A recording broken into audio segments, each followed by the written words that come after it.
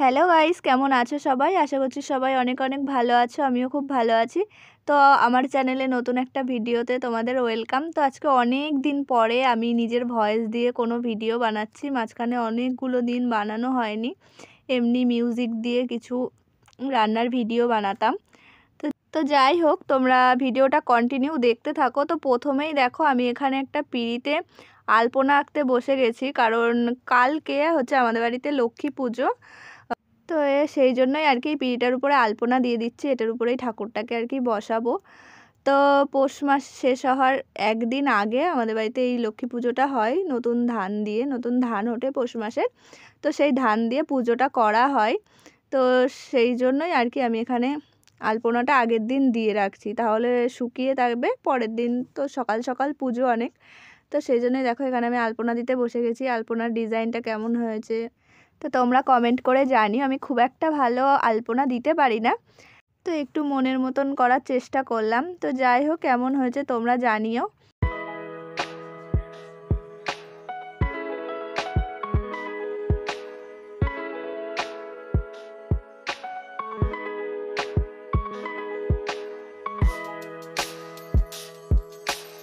তো এটা হচ্ছে পরের দিন সকালে, মানে পুজোর দিন সকালের ভিডিও। তো এখানে দেখো সব কিছু আর কি রেডি করা হচ্ছে পুজোর জন্য।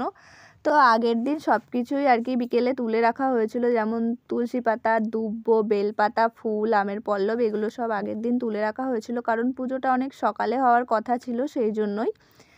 তো এখন শীতের সকালবেলা তাড়াতাড়ি উঠে এগুলো রেডি করা তো সম্ভব নয়, সেজন্য আগের দিন বিকেলেই সব কিছু তুলে রাখা হয়েছিল। পরের দিন একটু ভালো করে ধুয়ে এই যে সব কিছুতেই দেখো সিঁদুর মাখিয়ে নিচ্ছে। সব কিছুতেই আর কি সিঁদুর মাখাতে হবে, কারণ ঘট বসবে, ঘটে একটা স্বস্তিক চিহ্ন, তারপরে আমের পল্লব, পান, তারপর ঠাকুর যেখানে বসবে সেগুলো সব কিছুতেই আর কি সিঁদুর লাগিয়ে নিতে হবে।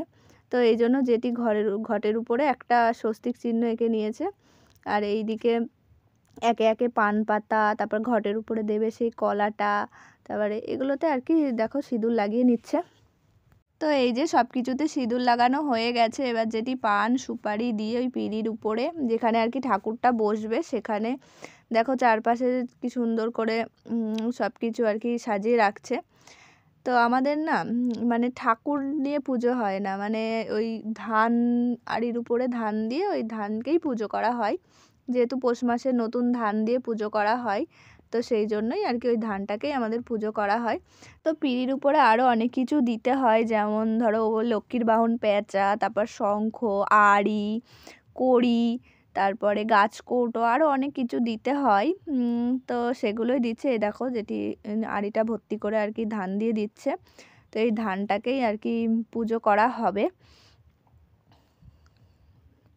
তো এই দেখো এবার ধান দেওয়া হয়ে গেছে, এর উপর একটা গাছকৌটো দিয়ে মালা পরিয়ে এরপরে সুন্দর করে বউ সাজিয়ে দেবে, মানে ঘোমটা দিয়ে দেবে আর কি। তো এইভাবেই আর কি আমাদের বাড়িতে পুজোটা করা হয়, এইভাবেই, মানে কোনো ঠাকুর দিয়ে না, এই ধান দিয়েই পুজোটা হয়। তো এই দেখো, তো এদিকে তো ঠাকুর বসানো হয়েও গেল, এবার এদিকে ঘরটাও বসিয়ে দেবে। তো তারপর একে একে সব কিছুই আর কি রেডি করবে, মানে রেডি আর কি করবে বলতে এই টুকিটাকি যেগুলো, যেমন পুষ্পপত্র সাজানোটা হয়ে গেছে অনেকটা, ধূপকাঠি, তারপর প্রদীপ, এগুলো যেমন হয়ে গেছে সাজানো। এরপরে এখানে হচ্ছে মুড়ি, তারপরে হচ্ছে চিড়ে, খই, তারপরে ওই যে ছাঁচ কদমা, এগুলো দিয়ে আর কি এদিকে একটা সাজিয়ে রাখবে।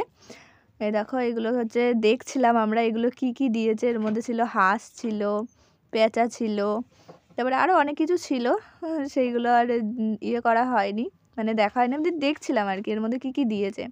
তো এগুলো দিয়ে এখানে সাজিয়ে রেখেছে। তো তারপরে এদিকে চলে আসলো ফল কাটতে। আর ওইদিকে যে থালাগুলো দেখছো এগুলো ঘরেও যেহেতু ঠাকুর আছে, তো সেই ঠাকুরের জন্য আর কি একবারে ঘরে পুজোটা দিয়ে নেবে, তারপরে এই পুজো অবশ্য ঠাকুরমশাই করবে। তো সেই জন্য এখানে দেখো ফল কাটতে বসে গেছে জেঠি। তো ফলটা কেটে নিই, কেটে ঘরের ঠাকুরকে আগে পুজো দিয়ে দেবে।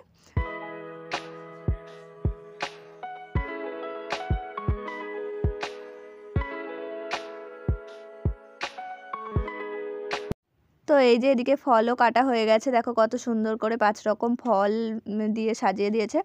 তো তারপরে এদিকে হচ্ছে এটাকে নৈবেদ্য বলে, নৈবেদ্যটা সাজিয়ে নেবে সুন্দর করে আতপ চাল দিয়ে, আরও ফল দিয়ে, মিষ্টি দিয়ে, দুধ দিয়ে কত সুন্দরভাবে আর কি সাজাতে হয়। তো সেইভাবে এই দেখো সাজিয়ে নিচ্ছে।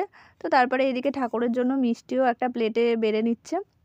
আর ওদিকে ঘরের পুজোটাও হয়ে গেছে করা। আর এখানে হচ্ছে এটা হচ্ছে পাটালি কাটছিল, এই পাটালিটাও আর কি নৈবেদ্যের উপরে দিয়ে দেবে। তো এই দেখো, তো এই যে তারপরে আমাদের ঘরে ঠাকুরেরও পুজো হয়ে গেছে, আর এরপরে ঠাকুরমশাই আসার অপেক্ষা। তো এখানে সব কিছু আর কি সুন্দর করে সাজিয়ে রেখে দেবে। তো আমি একটু সব কিছু সাজানো হয়ে গেলে আমি একটা ভিডিও করে নিচ্ছিলাম, যে দেখছিলাম কত সুন্দর লাগছে সব কিছু সাজানোর পরে। তো যাই হোক, এই দেখো ঘরের ঠাকুরকেও দেয়া হয়ে গেছে। এরপর আমাদের ঠাকুরমশাইয়ের জন্য অপেক্ষা করার পালা। তো তারপর ঠাকুরমশাই চলে এসছে, কিন্তু ঠাকুরমশাই 2 ঘন্টা লেটে এসেছিল। বলেছিল 9টায় আসবে, এসেছে 11টা, 11:30 বেজে গেছিলো।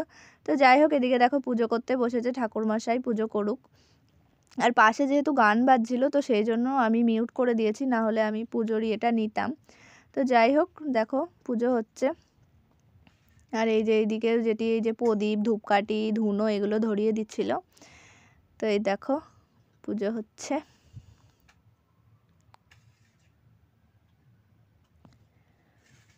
তো যাই হোক, তারপরে পুজো হয়ে যাওয়ার পরে যেটি লক্ষ্মীর পাঁচালিটা পরে নিল, পরে নিয়ে আমরা বাইরে চলে আসলাম। তো তারপরে এই যে প্রসাদ দিয়ে দিল, প্রসাদ খেয়ে আজকের ভিডিওটা শেষ করলাম। কেমন লাগলো তোমরা অবশ্যই কিন্তু জানাবে।